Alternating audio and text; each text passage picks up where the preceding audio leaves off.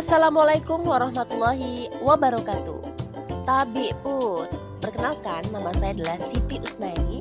Saya adalah CGP Angkatan 11 dari SMA Negeri 1 Kalianda. Di sini saya akan menampilkan aksi nyata modul 1.4 tentang budaya positif. Saya mengajak teman-teman sejawat untuk berdiskusi tentang penerapan budaya positif di sekolah. Konsep inti yang saya diskusikan adalah perubahan paradigma belajar, disiplin positif, nilai-nilai kebajikan, 5 kebutuhan dasar manusia, motivasi perilaku manusia, posisi kontrol guru, keyakinan kelas, dan segitiga restitusi. Semoga bermanfaat dan selamat menyaksikan. Indonesia tanah airku, tanah tumpah darahmu. Di sanalah aku berdiri, jadi pandu hidupku. Indonesia kebangsaanku, bangsa dan tanah air. Marilah kita bersatu, Indonesia bersatu.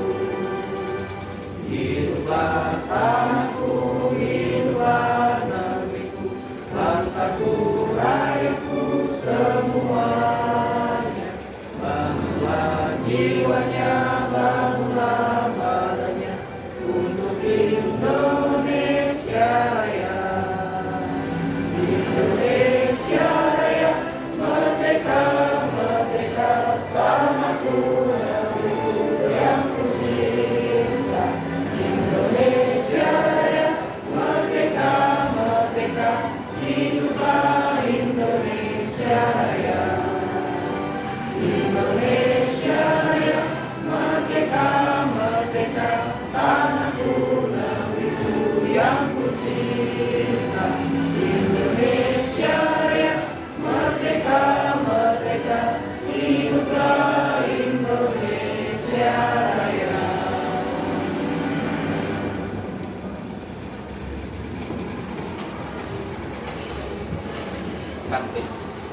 Baik Bapak Ibu, kita mulai saja acara diskusi hari ini. Assalamualaikum warahmatullahi wabarakatuh. Waalaikumsalam warahmatullahi wabarakatuh. Terima kasih atas kehadirannya Bapak Ibu semua atas memberikan kesempatan kepada saya untuk menyampaikan materi tentang budaya positif. Dan namun sebelum itu perkenalkan dulu, nama saya adalah Siti Usnaini. Saya ini CGP Angkatan 11 dan mudah-mudahan nanti Bapak Ibu juga akan semangat untuk menjadi CGP Angkatan berikutnya. Amin ya rabbal alamin. Oke, sebelum itu nanti sebelum dimulai saya akan memberikan pantun terlebih dahulu. Pantunnya adalah di kantin duduk berdua. Duduk berdua di atas kursi. Baiklah Bapak Ibu semua, marilah kita mulai berdiskusi. Tepuk tangan sekali lagi dengan semangat yang tinggi. Oke, kita mulai saja. Materi yang pertama adalah tentang, di sini ada tentang budaya positif. Nah, menurut Bapak Ibu, apa sih budaya positif ini? Kira-kira budaya ini apa? Kira-kira budaya itu apa? Pak Abi. Dan Pak Abi mungkin bisa menyampaikan apa sih itu budaya? Budaya positif. Menurut saya, budaya positif itu adalah kebiasaan atau kegiatan-kegiatan yang baik dan biasa dilakukan. Itu kalau budaya positif. Kegiatan atau kebiasaan-kebiasaan baik yang biasa dilakukan. Bagus sekali jawaban dari Pak Abi, katanya sebuah kebiasaan-kebiasaan untuk melakukan atau perilaku yang baik. Betul. Ada yang bisa menambahkan tentang budaya positif? Ada?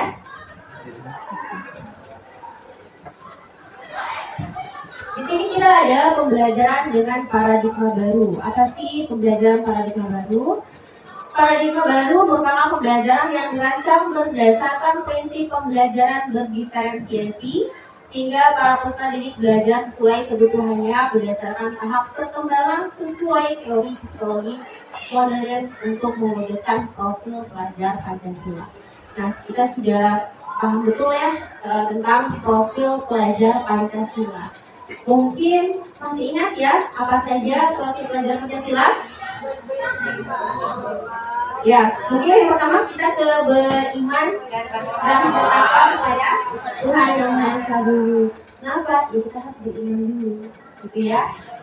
Kemudian harus bertakwa kepada Tuhan Yang Maha Esa. Yang kedua, ya berkebinekaan global. Yang ketiga, bergotong royong. Keempat, kreatif. Kelima, beranalis. Kemudian, mandiri. Bisa tidak kita memberikan contoh dari kata mandiri?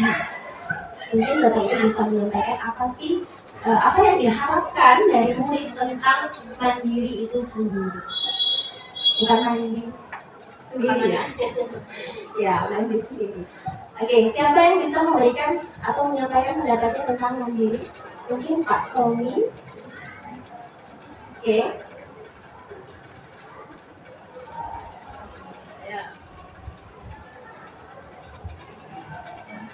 Mandiri adalah suatu kemampuan individu untuk mengatur diri sendiri dan berkontribusi pada orang lain. Ya, betul sekali ya. Sekali kalau mandiri itu tidak bergantung kepada orang lain apa? Kita bergantung pada kemampuan sendiri. Kita berharap sekali siswa kita tidak bergantung pada orang lain, melainkan kemampuan dan bakat mereka sendiri. Kemudian, nah di sini ada miskonsepsi tentang teori kontrol. Sudah bisa dilihat ya di sini gambarnya apa? Ada apa di sini? Ada dua orang dan satu orangnya dia seperti kayak dikunci seperti itu. Kira-kira bisa tidak memberikan pendapat apa sih dari gambar tersebut? Atau mungkin saya masih kasih gambaran bahwa di sini ada teori kontrol. Dan kata kontrol sendiri itu apa? Mungkin sesuatu yang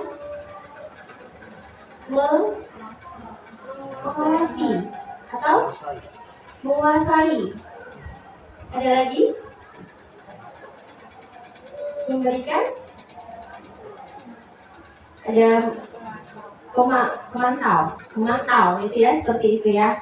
Oke, di sini ada miskonsepsi tentang teori kontrol, yaitu ilusi guru mengontrol diri. Ilusi bahwa semua penguatan positif efektif dan bermanfaat. Ilusi bahwa kritik dan membuat rasa bersalah mampu menguatkan karakter. Ilusi bahwa orang dewasa berhak memaksa. Setuju tidak? Setuju. Apakah kita harus memaksa anak-anak untuk mengontrol dirinya? Tidak. Kenapa? Karena perilaku seseorang itu tergantung yang bisa mengontrol dirinya dari diri sendiri. Orang lain hanya memotivasi. Nah, mungkin di sini di gambar ini kita hanya sebagai pendidik yang memotivasi agar si anak dapat mengontrol perilakunya yang tadinya tidak baik menjadi baik. Lanjut ke mengubah paradigma stimulus respon ke pendekatan teori kontrol. Menurut stimulus respon itu ada bahwasanya realitas atau kebutuhan itu kita sama. Padahal dalam teori kontrol bahwasanya realitas atau kebutuhan itu kita berbeda. Ada mungkin dia sehari-harinya senang terus, berarti kebutuhannya sudah terpenuhi. Ada yang mungkin yang kita kayak kelaparan misalnya ya, lapar, berarti kebutuhan kita belum terpenuhi dengan adanya kebutuhan utama. Kemudian semua orang melihat hal yang sama. Padahal setiap orang memiliki gambaran yang berbeda. Ya mungkin bisa saja kita punya pendapat yang berbeda terhadap sesuatu tidak bisa sama. Misalnya nih kita lihat gunung, sama kan gunung, tapi orang akan berbeda pendapatnya bahwasanya gambar gunung itu bisa saja si A bilangnya bagus, si B bilangnya tidak bagus. Yang selanjutnya adalah kita mencoba mengubah orang agar berpandangan sama dengan kita. Setuju tidak? Tidak. Kita seharusnya kita berusaha memahami pandangan orang lain. Betul sekali. Jadi kita tuh berbeda pendapat, ya kita harus menghargai. Kemudian perilaku buruk dilihat sebagai suatu kesalahan. Semua perilaku memiliki tujuan. Kemudian orang lain bisa mengontrol saya. Kalau kata si respon ini, orang lain bisa mengontrol saya. Padahal menurut teori kontrol hanya ada Anda yang bisa mengontrol diri Anda sendiri. Dia nggak bisa, seperti yang sudah saya katakan bahwasanya orang lain nggak bisa mengontrol seseorang, tapi seseorang itu yang mengontrol dirinya sendiri. Kemudian pemaksaan ada pada saat rujukan yang gagal. Kolaborasi dan menurut teori kontrolnya, kolaborasi dan konsensus menciptakan pilihan-pilihan yang baru. Kemudian stimulus respon pada model berpikir menang atau kalah. Sementara kalau teori kontrol, model berpikir menang dan menang. Jadi pikiran kita harus positif aja, nggak usah saya bakalan kalah nih, gitu ya. Jadi misalkan pikiran kita tetap antusias atau optimis, gitu ya. Di sini ada disiplin positif. Kita masuk ke materi disiplin positif. Apa sih disiplin positif itu? Disiplin berasal dari kata disiplina, yang artinya adalah belajar. Disiplin mengacu pada disiplin diri yang memiliki tanggung jawab terhadap apa yang dilakukannya berdasarkan nilai-nilai yang diyakini. Disiplin positif merupakan salah satu cara penerapan disiplin yang bertujuan untuk menumbuhkan kesadaran serta memperdayakan peserta didik tanpa imbalan atau penghargaan atau reward, ancaman atau hukuman. Jadi di dalam disiplin positif itu diharapkan siswa itu tidak mengharapkan apapun untuk melakukan perilaku yang baik. Nah, sebagai pendidik, tujuan kita adalah menciptakan peserta didik yang memiliki disiplin diri, sehingga mereka berperilaku mengacu kepada nilai-nilai kebajikan universal dan memiliki motivasi intrinsik dalam perubahan perilaku ke arah yang lebih baik. Jadi kalau misalnya kayak murid melakukan sesuatu, itu kita lihat dulu ya, sebenarnya melakukan sesuatu karena motivasi apa sih? Motivasi dari luar atau motivasi dari diri sendiri. Di dalam penerapan disiplin positif sudah pasti akan mewujudkan atau memberikan nilai-nilai kebajikan yang diharapkan. Jadi kita sebenarnya kan memang mengharapkan ya diadakannya atau diterapkannya disiplin positif, kita menginginkan anak-anak kita menjadi anak yang baik sehingga mewujudkan nilai-nilai kebajikan. Apa nilai kebajikan? Nilai-nilai kebajikan adalah sifat-sifat positif manusia yang merupakan tujuan mulia yang ingin dicapai setiap individu.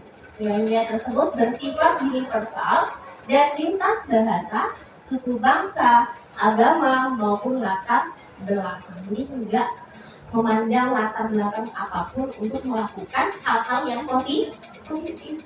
Misalnya kayak tadi kita melihat latar belakangnya dari suku, ya bedanya sama sukunya aja, sama suku yang lain dia tidak baik. Jadi tidak bisa melakukan nilai-nilai kebajikan karena berdasarkan latar belakang. Yang kedua yaitu dengan mengaitkan nilai-nilai kebajikan yang diyakini seorang, maka motivasi intrinsiknya akan terbangun sehingga menggerakkan motivasi dari dalam untuk mencapai tujuan mulia yang diinginkan.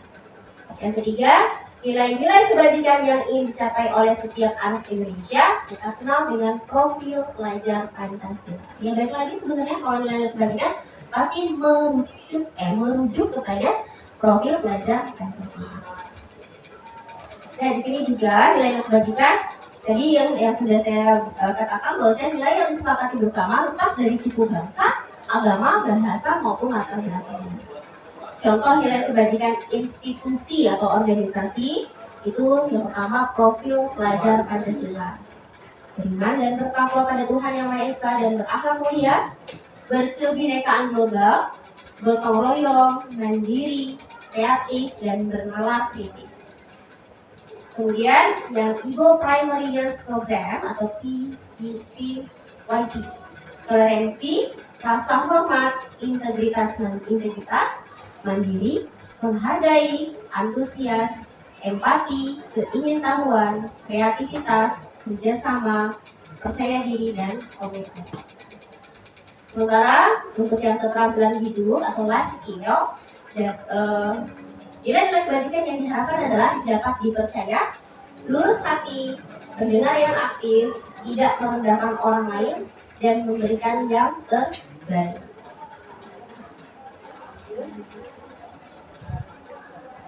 Di sini ada 9 pilar karakter, yaitu cinta Tuhan dan segenap ciptaannya, kemandirian dan tanggung jawab, kejujuran, hormat dan santun, dermawan, suka menolong dan gotong royong, percaya diri, kreatif, dan bekerja keras, kepemimpinan dan keadilan, baik dan rendah hati, toleransi dan kedamaian dan kesatuan. Terakhir, nilai kebajikan tentang petunjuk seumur hidup dan keterampilan hidup. Di sini dapat dipercaya, lurus hati, pendengar yang aktif, tidak merendahkan orang lain, dan memberikan yang terbaik dari diri. Biar nggak kaku-kaku banget, kita itu dulu ya, ice breaking dulu. Boleh deh berdiri. Silakan Bapak Ibu untuk berdiri dulu. Kita mau ice breaking biar nggak tegang.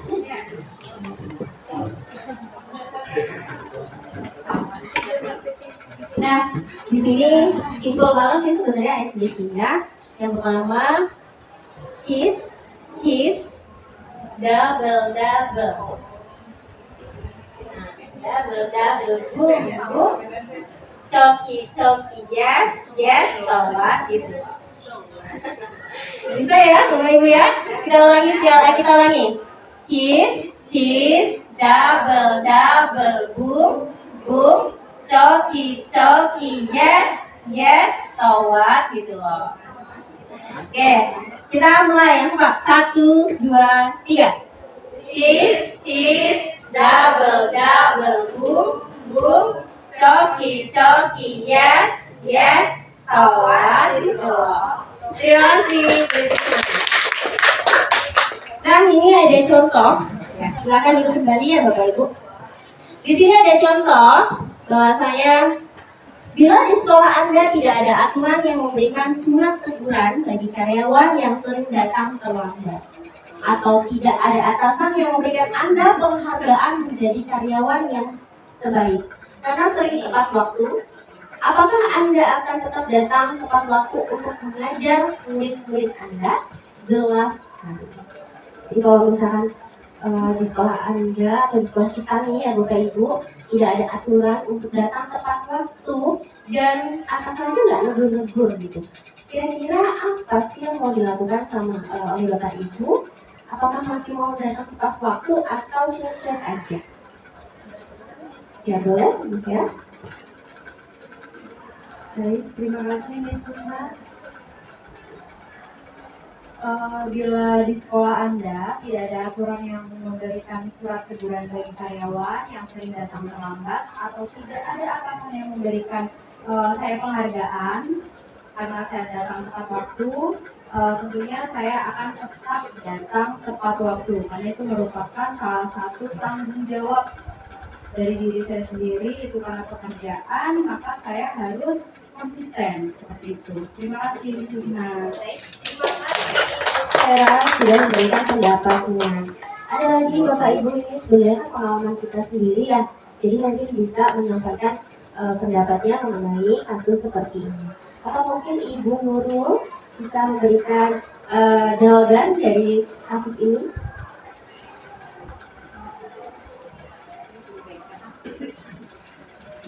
Baik, terima kasih Mbak Sina. Kalau kita tidak ada aturan memberikan surat teguran bagi karyawan yang sering datang terlambat, atau tidak ada atasan yang memberikan penghargaan menjadi teman terbalik karena sering tepat waktu, apakah kita tetap datang tepat waktu itu ada yang murid atau tidak? Menurut saya sih kita walaupun tidak mendapatkan penghargaan sebagai karyawan terbaik dan tidak mendapatkan teguran dari atasan, kita harus datang tepat waktu karena itu sudah kewajiban kita sebagai manajer. Karena bukan ketika tidak datang lambat, waktu anak-anak hak mereka untuk mendapatkan pelajaran itu juga kan menjadi tanggung. Jadi kita sebagai guru juga harus profesional untuk Beri tepuk tangan sekali lagi untuk Ibu Nurul yang telah memberikan pendapatnya mengenai kasus ini. Bagus sekali ya, ini sebenarnya tanggung jawab kita bersama, bukan karena kita mengharapkan sesuatu. Terima kasih. Next.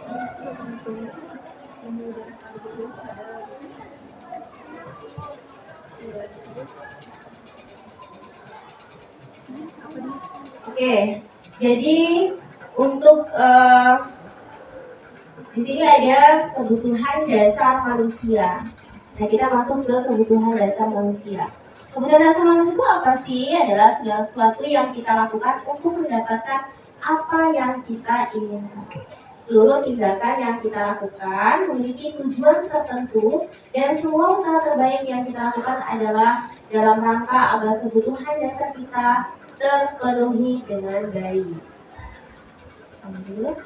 Sebenarnya kebutuhan dasar manusia itu ada 5 ya Bapak Ibu. Ada 5 Bapak Ibu. Yang pertama adalah bertahan hidup. Apa saja sih bertahan hidup? Kita perlu makanan.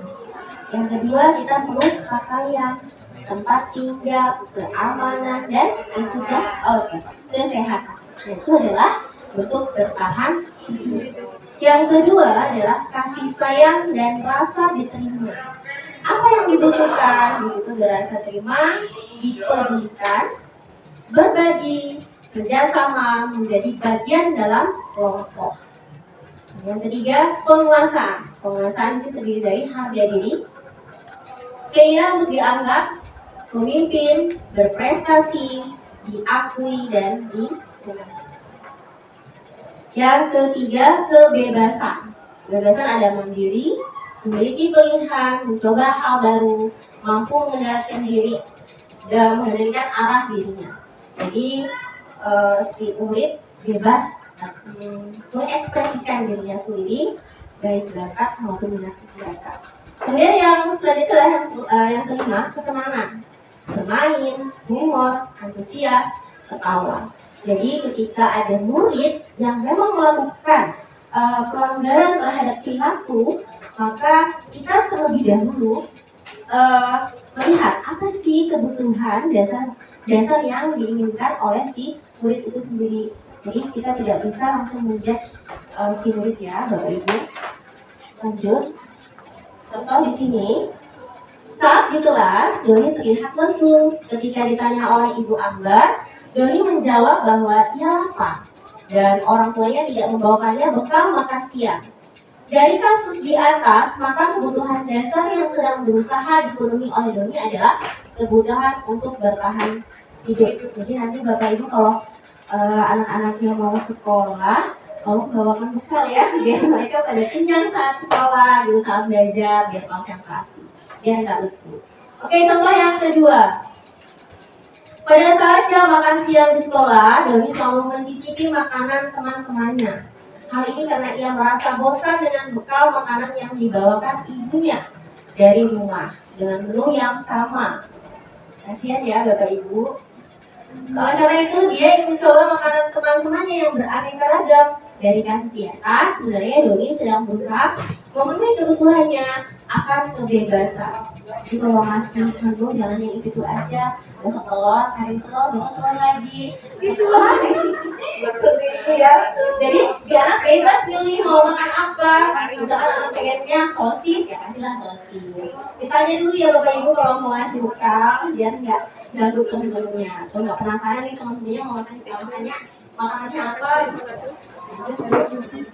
Oke, lanjut ke soal. Gali merasa dirinya hebat. Dia meminta teman-temannya untuk menuruti apa yang ia perintahkan karena Gali selalu mentraktir temannya agar terlihat keren. Dalam kasus di atas, kebutuhan dasar apa yang diingin atau yang ingin dipenuhi oleh Gali? Jelaskan. Yuk, Bapak Ibu mohon untuk memberikan jawabannya atau pendapat dari kasus ini. Bu Emma, mungkin bisa memberikan pendapat tentang kasus ini? Boleh berikan penjelasan? Dalam kasus ini dia butuh yang namanya penguasaan karena dia ingin dirinya itu dianggap hebat juga, meminta teman-temannya untuk menuruti apa yang dia perintahkan.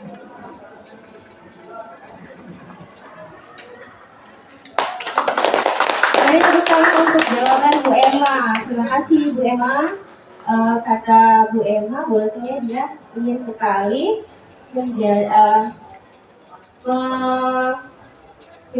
membutuhkan kebebasan penguasaan terhadap dirinya.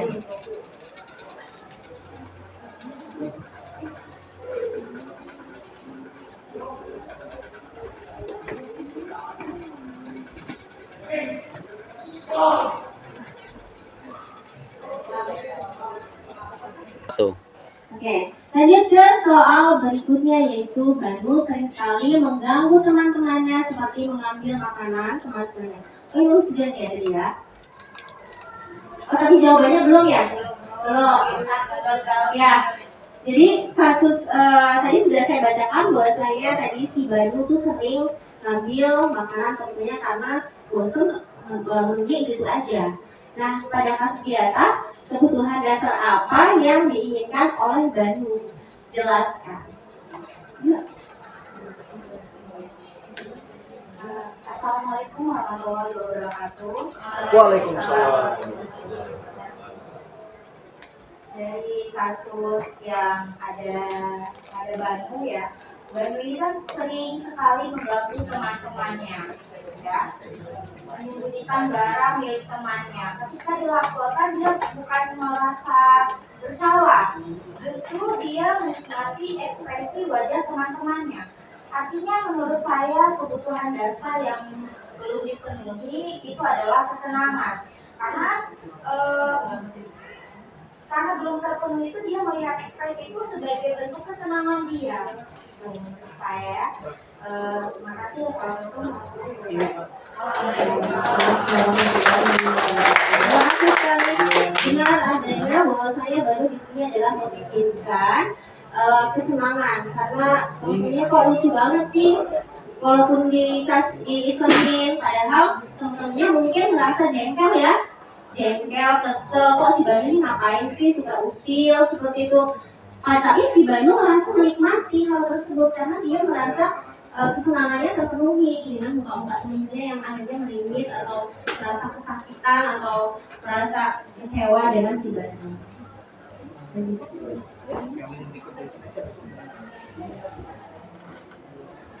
Nah, jadi di sini 5 kebutuhan dasar manusia, kesimpulannya adalah dari materi 5 kebutuhan dasar manusia, sebagai pendidik kita harus mengetahui apa yang dibutuhkan oleh murid kita agar mereka dapat merasa dihargai, terlebih ketika murid tersebut membuat kesalahan atau berperilaku buruk dan tidak dapat dibiarkan begitu saja.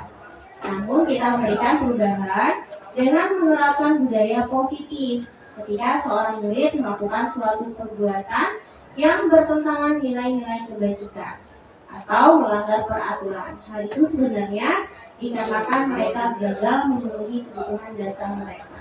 Jadi sebenarnya kita juga kalau anak-anak lagi melakukan perilaku yang lebih baik, ya tadi harus kita tahu dulu nih kebutuhan dasar apa sih yang dibutuhkan oleh murid itu sendiri.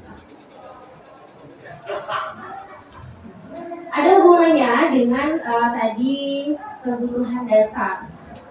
Yang pertama hubungannya dengan motivasi perilaku manusia. Motivasi merupakan dorongan yang dimiliki seorang individu yang dapat merangsang untuk dapat melakukan tindakan-tindakan atau sesuatu yang menjadi dasar atau alasan seseorang yang berperilaku untuk mencapai tertentu. Oke, di sini ada berupa kasus lagi. Di sini, Bapak Ibu diminta untuk memberikan pendapat tentang perbedaan dari kedua cerita di atas. Cerita yang pertama yaitu di sekolah, Anissa mengerjakan tugas-tugasnya dengan semangat dan selalu datang lebih awal. Namun di balik itu, ia berharap mendapatkan pujian dari gurunya. Memperoleh pujian dari gurunya, kemudian mendapat penghargaan dan ingin dijadikan murid kesayangan. Alasan lainnya adalah ia tidak ingin mendapatkan hukuman atas kelalaiannya dalam melaksanakan tugasnya. Sementara kasus yang kedua, di sekolah Ani menerima tugas tambahan sebagai ketua kelas. Ia menerima tugas tersebut dengan senang dan mengerjakan tugas tersebut sebagai tanggung jawab yang diamanahkan. Dengan tugas tersebut, Ani merasa ini adalah salah satu cara ia dalam mengembangkan kompetensi dirinya sebagai pemimpin kelas dan menjadi pengalaman menarik. Pasti perbedaan dari kedua cerita di atas. Ya, Bapak Ibu memberikan pendapatnya. Pak Tommy.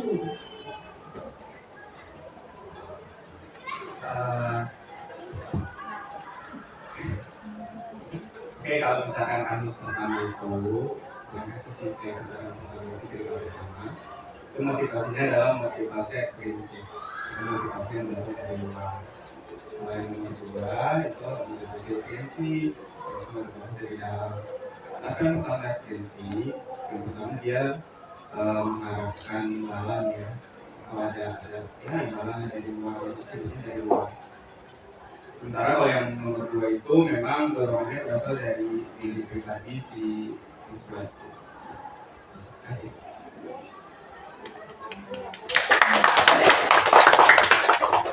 Baik, terima kasih Pak Tommy. Jawabannya sangat luar biasa. Ada lagi Bapak Ibu yang mau menyampaikan pendapatnya tentang cerita ini? Edi mungkin? Mbak Edi? Bisa kasih. Oh, siapa? Abi. Oke, Abi. Atau Pak Jerry, nah ini guru BK kita satu ini. Iya, Ayo Pak Jerry, silakan beri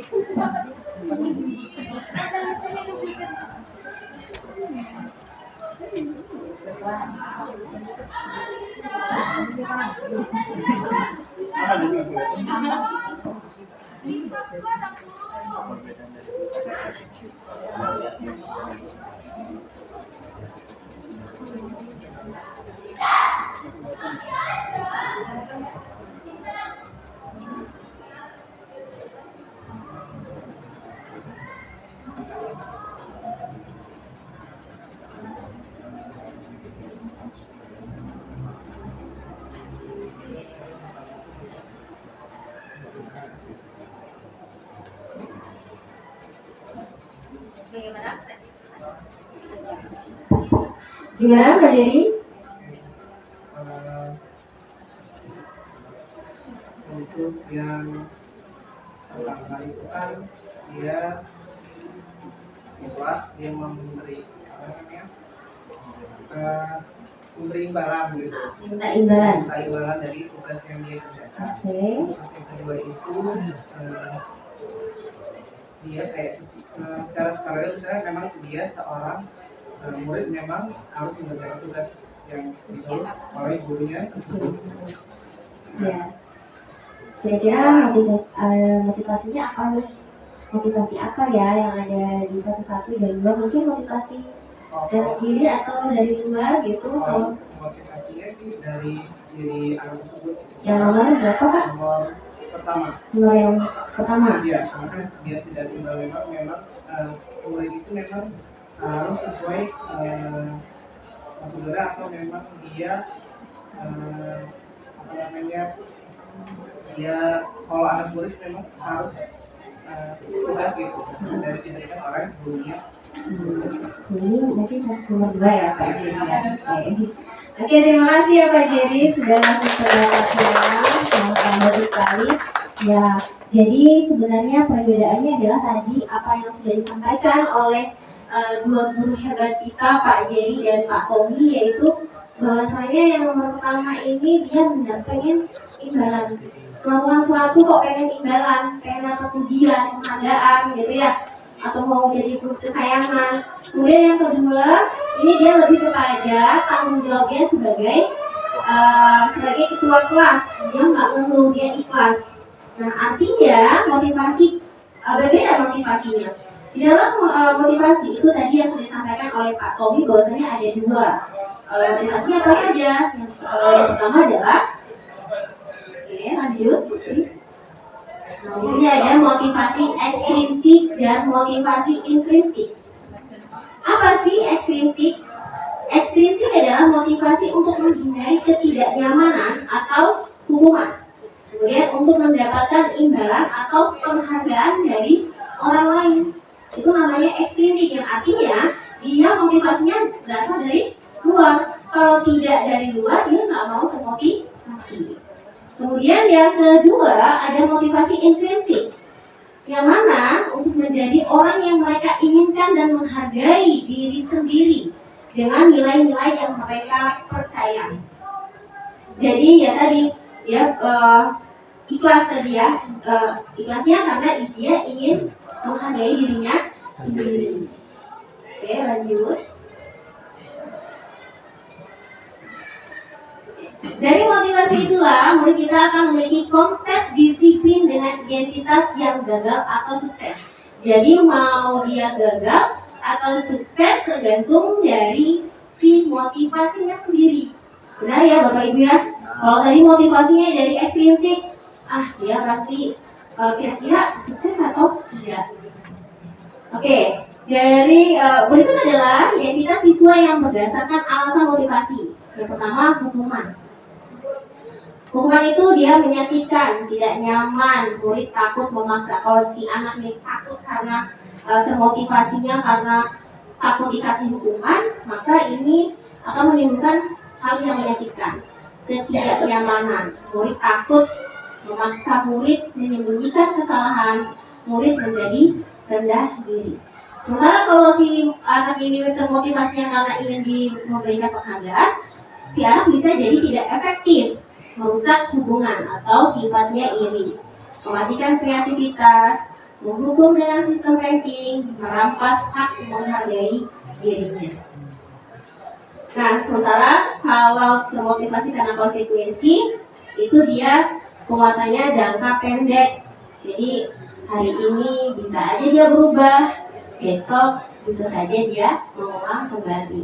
Contoh misalnya kalau konsekuensi, kalau anak-anak kita suka bawa lipstik, ya suka hari ini nih kita kasih penguatan bahwasanya lipstik itu nggak boleh dibawa ke sekolah, pakai lipstik. Hari ini oke dia, tapi besok kasih dipakai. Ini disebut dengan penguatan jangka pendek ya. Perlu monitoring berkelanjutan. Jadi terus menerus ya. Gak bisa sehari ini aja kita kasih penguatan pada anak, tapi bisa dilakukan setiap hari atau berkelanjutan, diingetin terus. Dan murid menghormati peraturan. Memang murid akan menghormati peraturan, tapi mungkin tidak dalam jangka panjang. Malah lagi gitu ya. Kemudian kehilangan waktu untuk memenuhi kesalahan. Nah, di sini ada restitusi. Murid bertanggung jawab atas perilakunya, fokus pada pemecahan masalah jangka panjang. Murid menghormati dirinya dan orang lain.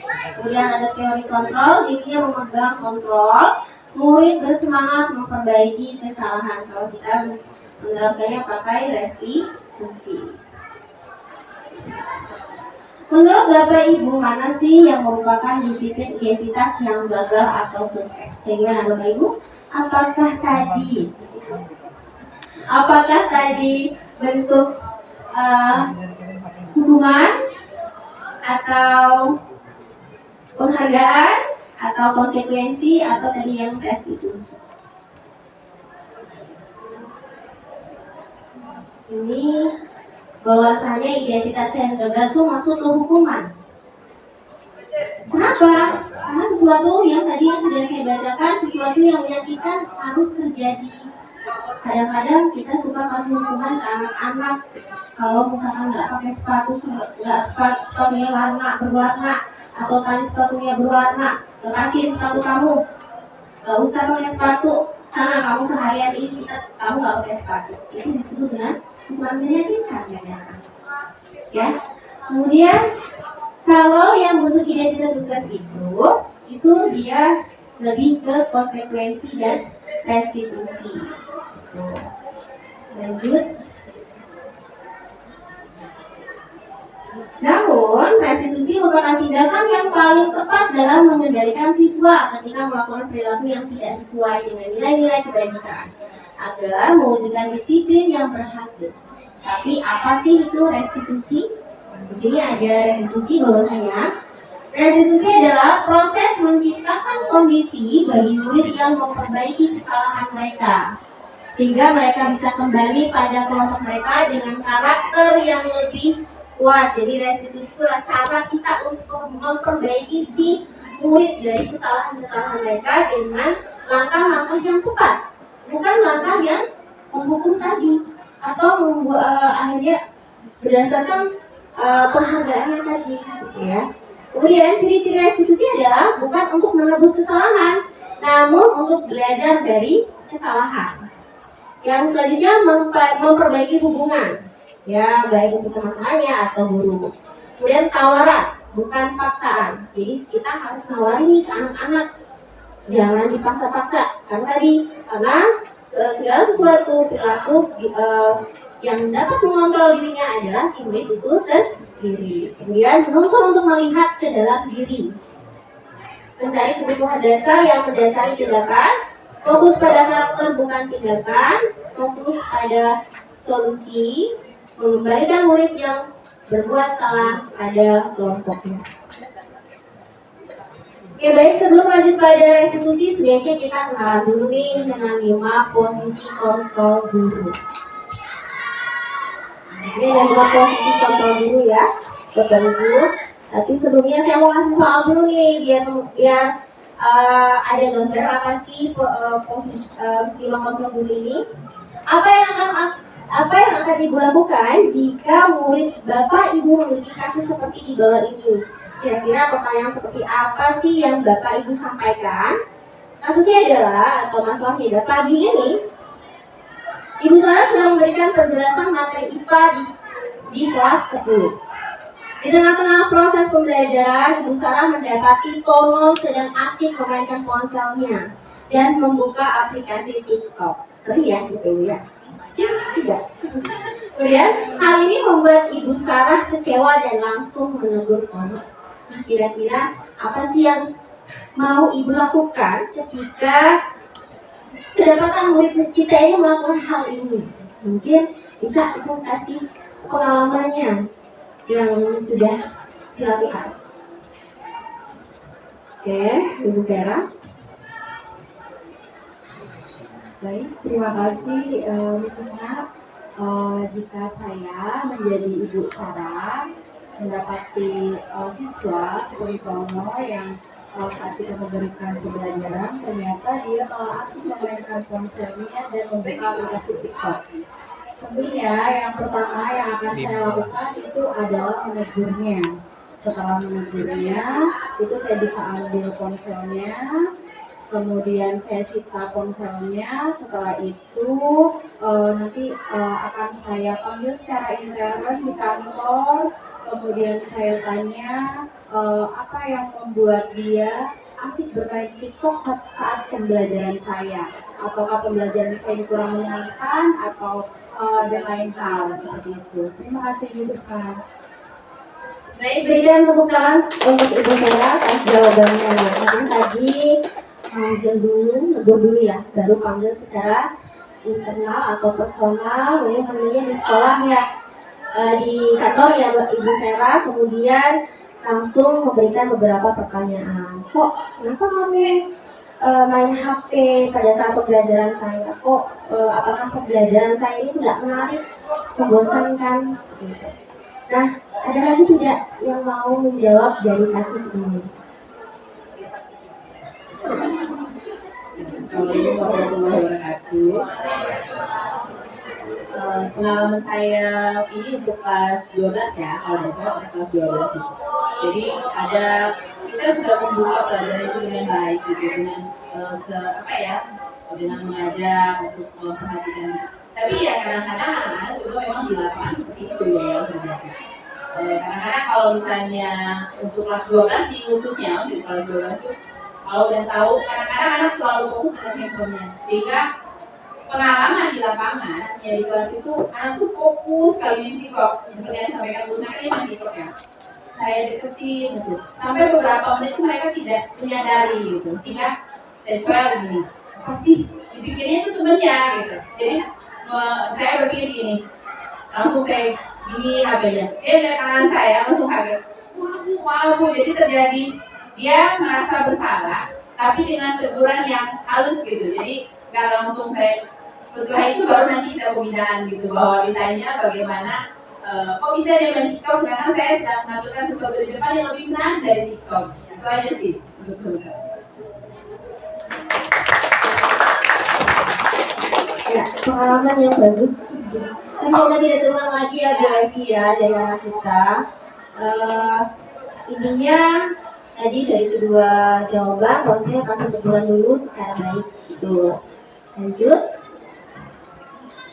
Nah, di sini kita sebagai guru harus tahu bahwasanya kita itu harus punya posisi kontrol guru namanya, yang terdiri dari 5. Yang pertama adalah penghukum. Pernah jadi penghukum? Pernah. Contohnya? Suruh lari. Ya, suruh lari di lapangan. Buang sampah itu masuk penghukum kan? Termasuk tapi lebih ke edukasi ya, oke. Kemudian pembuat merasa bersalah. Contohnya seperti apa? Jadi kecewa sekali sama kamu. Kok kamu ini nggak mau belajar begini sih? Kok kamu nggak mau belajar PM seperti itu ya? Itu namanya pembuat merasa bersalah. Kemudian teman ini contohnya seperti apa? Kamu nggak terus?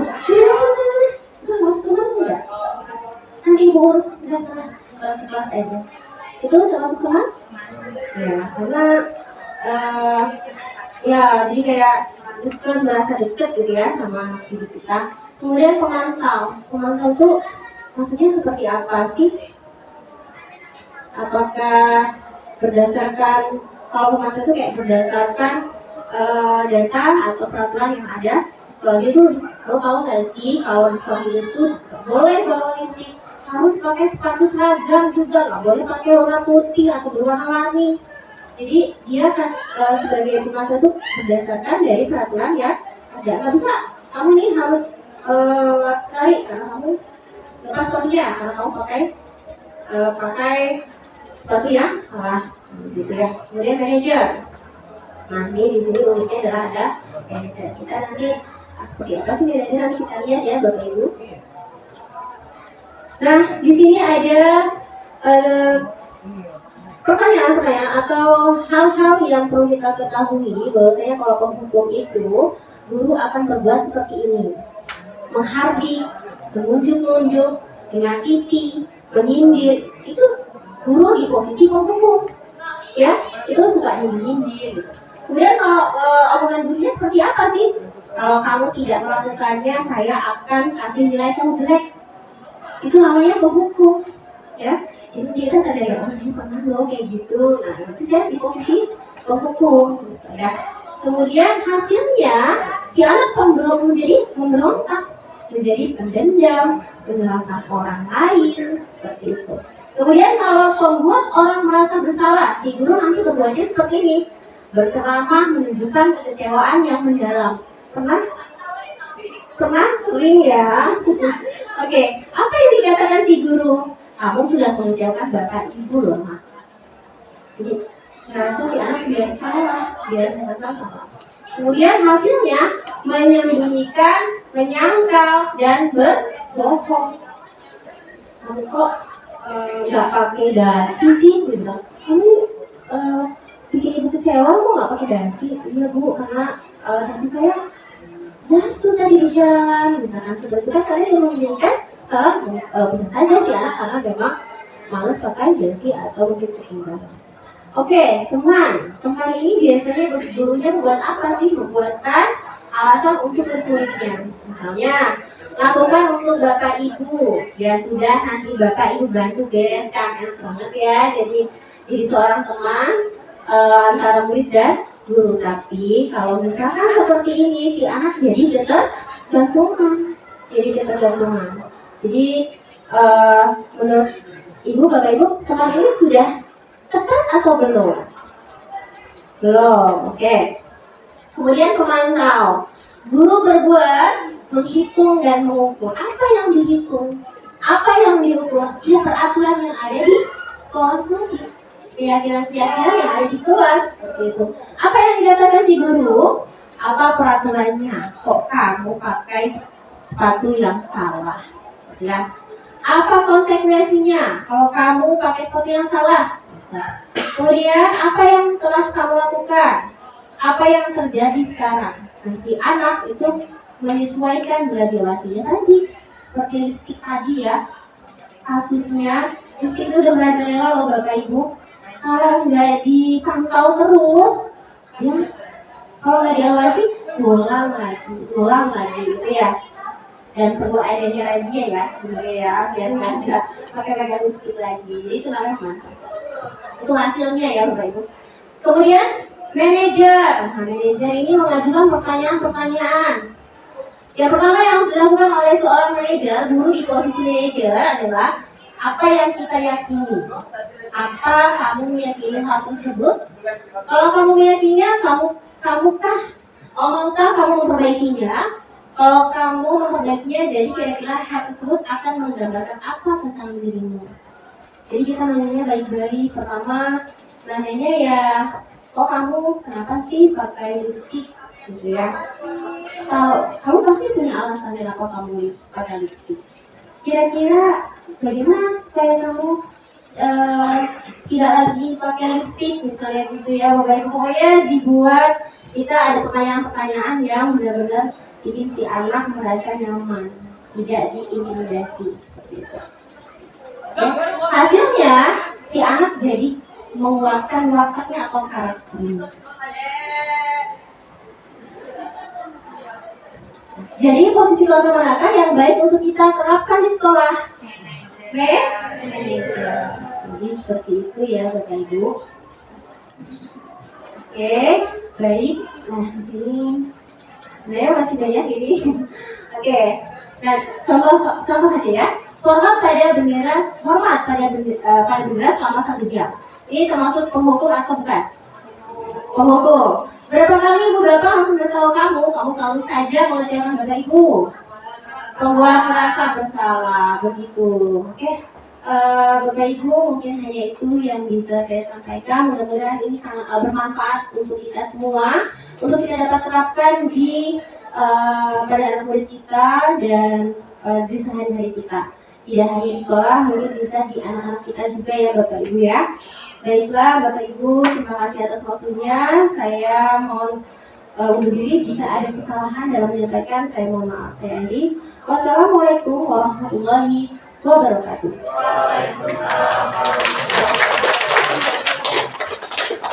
Terima kasih ya Ibu-ibu semua. Dan